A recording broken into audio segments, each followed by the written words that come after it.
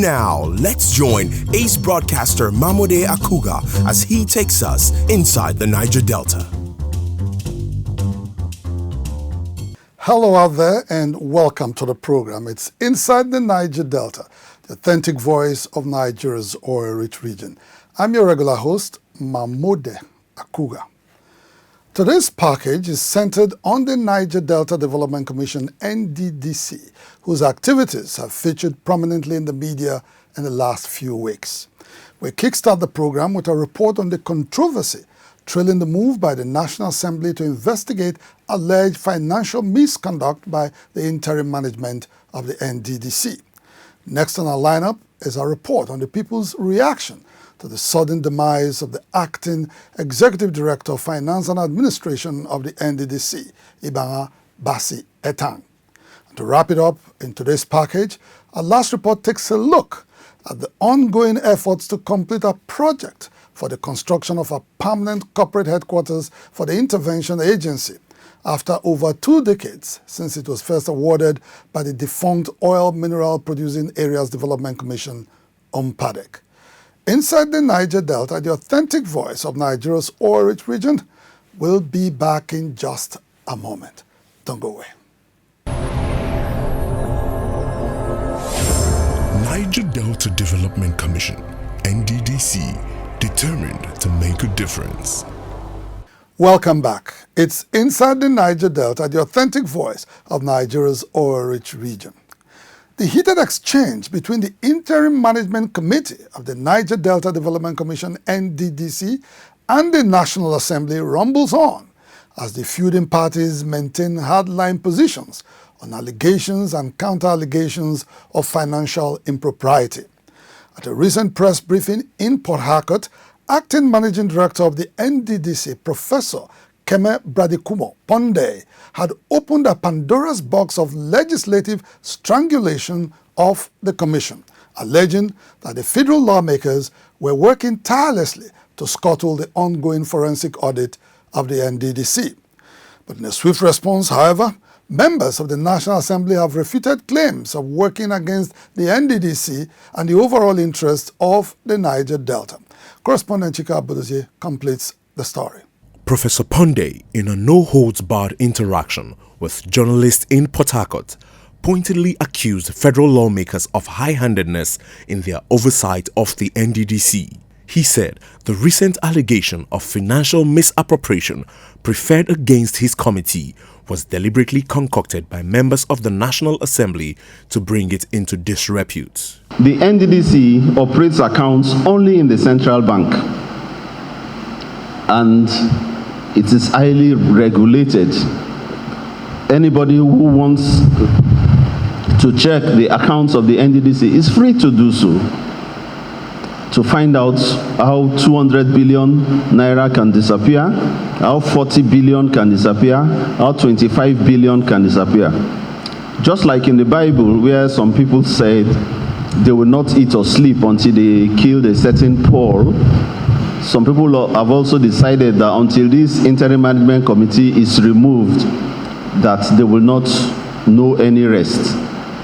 Whether the people of the Niger Delta benefit or not is not their concern.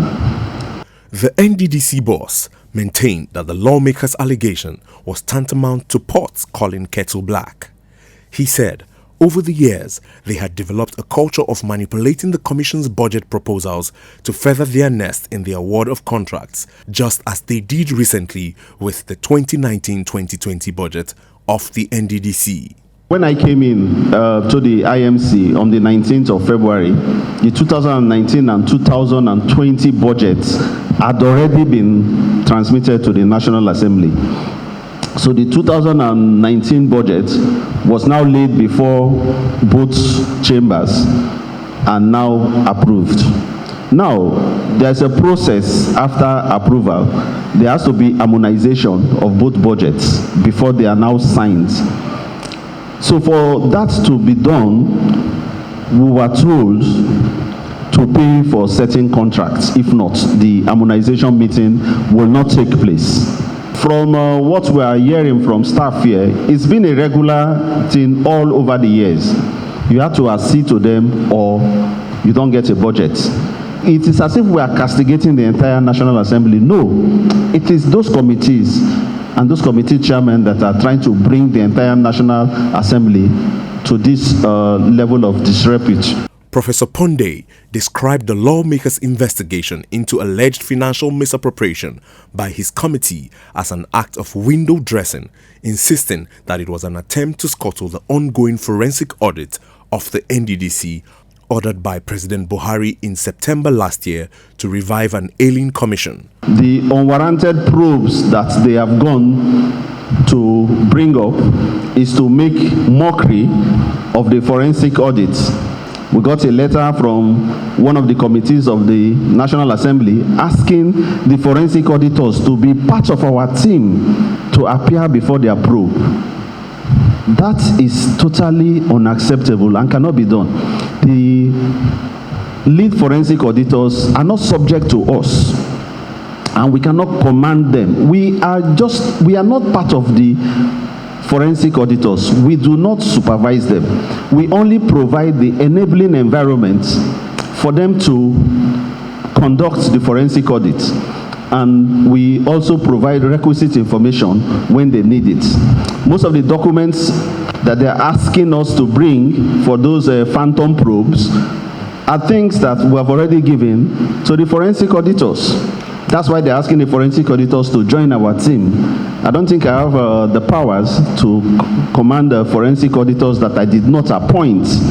In their reaction, the federal lawmakers had refuted allegations of high-handedness in their oversight of the NDDC. They also vowed to go ahead with investigations into alleged financial misappropriation by the Professor Ponde-led interim management of the NDDC. The 2019 budget was given to them on the 20th of April. They signed for it. They have been implementing that budget since 20th of April. No complaint. Nobody discussed the budget. Nobody said that the budget was balkanized. Nobody said anything. Just because the National Assembly has now decided to investigate the activities of the IMC, the issue of balkanization has come up. The issue of contracts being inclusion of contracts came up. But the National Assembly will not be deterred from doing its work. We owe our loyalty to the Nigerian people. And as a committee, we owe our loyalty to the people of the Niger Delta that have been deprived over the years. And we say this time around, we must have a commission that will work, not just for the people, it must work for everybody in the Niger Delta. At the receiving end of poor service delivery by the NDDC over the years are several largely underdeveloped communities in the Niger Delta. For them, there should be no stumbling block to the ongoing forensic audit of the NDDC, which is expected to midwife a paradigm shift in the Commission's operation and reposition it to function better as an intervention agency in the Niger Delta. Inside the Niger Delta. Introducing the new face of the Nigerian Maritime Administration and Safety Agency, NIMASA.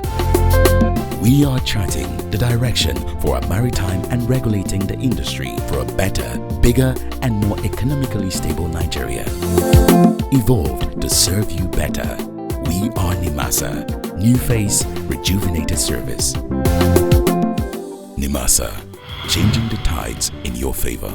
The ongoing forensic audit of the Niger Delta Development Commission, NDDC, as well as the investigation of its interim management by the National Assembly will most likely be affected by the passing away recently of the Commission's Acting Executive Director of Finance and Administration, Chief IBANGA BASSEY ETANG.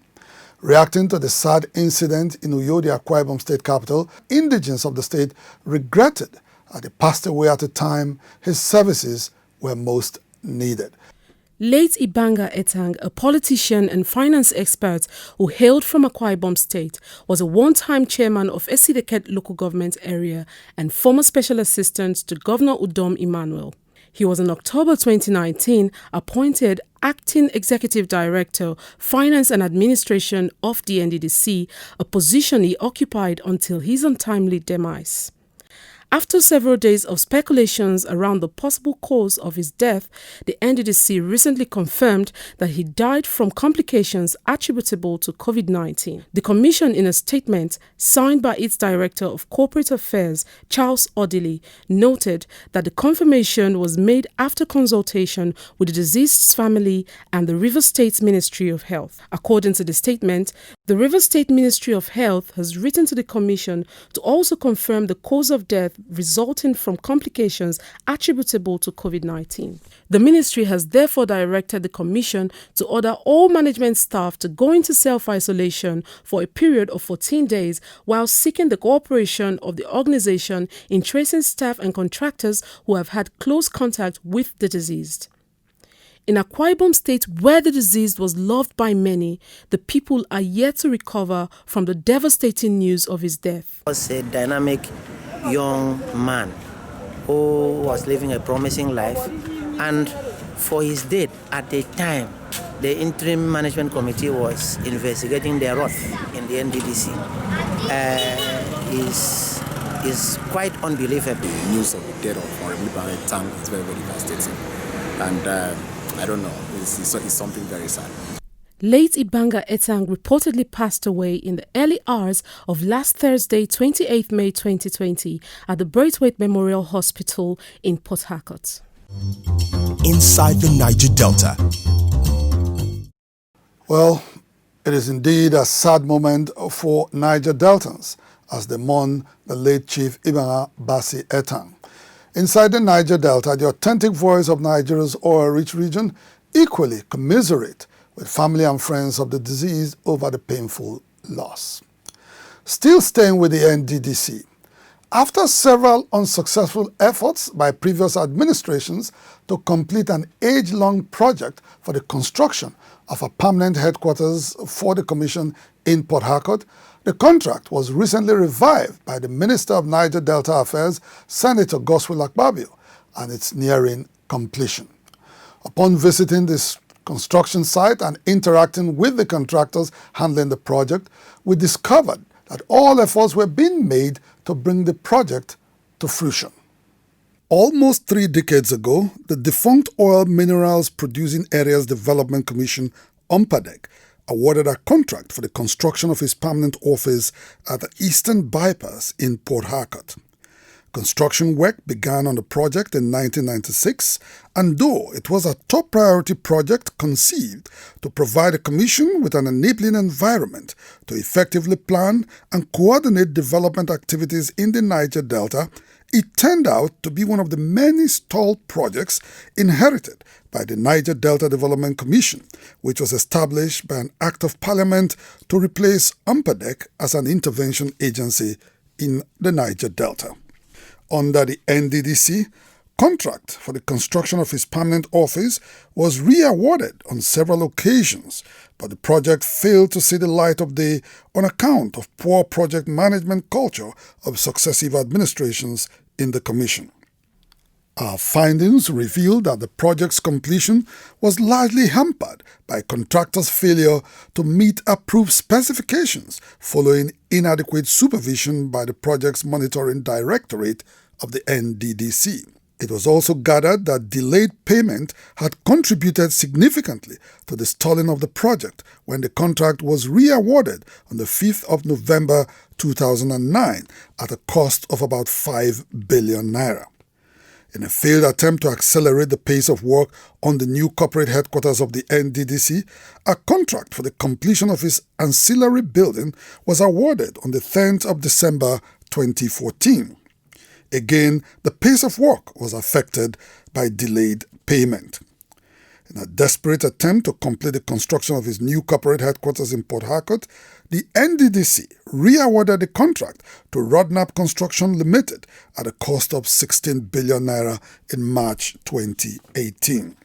The construction giant had mobilized the site but could not commence work due to some logistical challenges it encountered from the onset. The project's completion had been derailed by vested interest and subsisting legal issues, all of which were sufficiently addressed soon after Senator Godswill Akpabio was appointed Minister of Niger Delta Affairs in August 2019. In rethinking the strategy for the project's extension, Senator Akpabio's first consideration was to sort out subsisting legal issues with the previous contractor. Following the Honorable Minister's intervention, Rodnap Construction Limited finally commenced work on the project in the last week of September 2019. When we came in, we made this structure as carcass. It was just block work and some cement concrete works standing. This entire place was a bush. It was swampy, you could not even access it.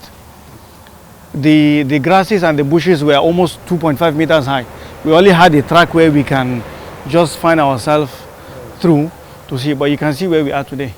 At the commencement of work, Rodnap Construction Company discovered that the project for the new NDDC corporate headquarters, designed over 24 years ago, had become obsolete, incapable of serving present-day needs. This prompted Rodnap Construction Limited to update the project scope and introduce new innovative technology with a view to enhancing the durability and functionality of the facility. The new corporate headquarters of the NDDC, which is situated along Eastern Bypass in the Port Harcourt metropolis, occupies a vast landmass of about 38,000 square meters. The office complex has a main building to be occupied by board members and directors of the commission when completed. In addition to the 12-story edifice is an ancillary building with provisions for a bank, community hall, clinic and restaurant. To ensure public safety and security, the new contractor handling the project has made provisions for smoke detectors, fire alarms and fire sprinklers, as well as a high-grade central distribution board for seamless power transmission in the facility. To mitigate the negative impact of COVID-19 lockdown on the pace of its work, Rodnap Construction Limited has engaged its resident workers who are currently working to ensure a speedy completion of the project. So we have accommodation for some of our staffs on site. Now, because of the lockdown, nobody can come in. But those that are within the compound, they are working. Still obeying and respecting the social distancing and all safety measures in place.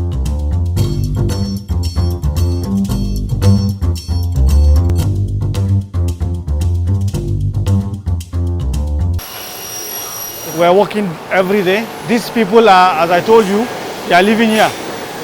Whether there's COVID-19 or there's no COVID-19, they are living here. So we said, since they are living here, no need for people to come from outside. Let's respect all the laws. But we are working. As you can see, everybody is respecting the laws. You see, yes. All this we are doing is to try to meet up to finish the project. After successfully powering the entire facility with 3 800 kVA generators, the contractor has been able to deliver sanitary wares and tiles in all the offices. Undoubtedly, the construction of a new corporate headquarters for the NDDC is now in its finishing stage, with escalators and lifts already installed and working. These escalators, can we describe them as heavy duty? Can they take a lot of people? Yes, yes. We have steps. As much as you have steps, you can be on it. It's constant. It keeps moving. It keeps moving. Durable. Yes, they are. Where were these imported from? From Germany. Rodnap is an indigenous company with a track record of quality service delivery in the construction industry, spanning a period of over 2 decades. In bringing its expertise to bear on the construction of a permanent office for the NDDC, the company has introduced several innovations, one of which is a drainage system designed to allow for easy evacuation of water from the premises. This is in addition to the provision of a modern sewage treatment plant that is in place to recycle sewage into fresh water. The entire landscape is dotted with street lights, which are currently being installed, vast parking lots, and green areas. Having taken the project to a completion stage of about 90%, RODNAP is satisfied with the efforts it had made so far and is willing to go the extra mile to deliver the project according to specification at record time. Contrary to allegations in the social media that RODNAP Construction Limited is owned by Senator Godswill Akpabio, our investigations reveal that the Honorable Minister of Niger Delta Affairs has no connection with the construction giant. At the time of the award of the contract in March 2018, Senator Akpabio had no inkling of his appointment as supervising minister of the NDDC. And as a patriotic stakeholder in the Niger Delta Development Project, the former governor of Akwa Ibom State had thought it wise to revive the ongoing project in the collective interest of his people. Head office of the NDDC, located in Port Harcourt, in 19 years, it requires only 26 million naira for it to be connected to the national grid. But as I speak with you now, they are not yet connected to the national grid. They are using generators. And even that head office, they are on rent. They are paying over 200 million a year on rent. And yet they have a head office, a permanent head office building that they started construction in 1996 under the days of Ampadek. And 23 years after, they are still in a rented property that is not connected to the national grid. Because if you connect it to the national grid, it means somebody will no longer supply diesel. So it is important for somebody to supply diesel in order to make money. We need to change the paradigm. The works in the Niger Delta must last. We must change the configuration of construction. In the same vein, critics of the ongoing project, which was awarded prior to Senator Akpabio's appointment as Minister of Niger Delta Affairs, have maintained that the 16 billion naira awarded for the contract was unnecessarily inflated. Their position is unmindful of the fact that virtually all materials for the project are imported at prices that have been skyrocketed by the diminishing value of the naira in the international market. More things are coming up. Like you have seen, there was little or no access control or in terms of intercom within the structure. We cannot deliver a project in 2020 and still have the design or the functionality of 20 years back. So we had to add some other things between September and now, about few months. The dollar was at 360. Today we are talking about 460, 465. It's not stable. 95% or even more of the materials used in the building, according to the specification, are all from overseas. Now when you're going overseas, you have to exchange. You have to get dollar. And as such, the price definitely must change because the value of the naira is changing. For teaming supporters of the federal government reforms in the NDDC through the instrumentality of the Ministry of Niger Delta Affairs, Senator Akpabio deserves commendation and not condemnation for his unwavering commitment to the completion of the corporate headquarters of the NDDC. He's the man we need at this moment. It's somebody that loves this country, he loves his people, he wants good things. You can see that, you can see for yourself anytime you step into Akwa Ibom. Maybe you've been to Akwa Ibom before now, and then you can go back there and check what is happening. Those are, you give people things to do based on record. You can see that within months the head office of NDDC will be completed. This is an agency that has gotten over close to 1 trillion naira, but they can't get an office. They can't build an office for themselves. And somebody is coming within months and that place is almost completed. Godswill Akpabio is a brand. You copy, you buy into a brand. You don't try to kill a brand. The Akpabio I know, we've heard about and we have seen. He has done projects. That is to say, for him to complete those projects at when due, he managed the finance under him. He has worked in Akwa Ibom. He delivered projects, roads, stadiums. If he's not prudent in managing money, I don't think he can do it. So I believe the president has not done wrong by appointing him into that office.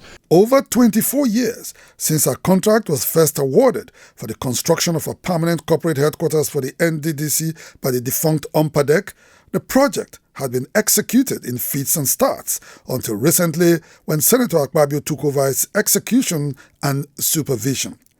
So far, The project has recorded significant milestones and is expected to be commissioned before the end of the year in the hope that the current global lockdown occasioned by the COVID-19 pandemic is finally relaxed in the shortest possible time.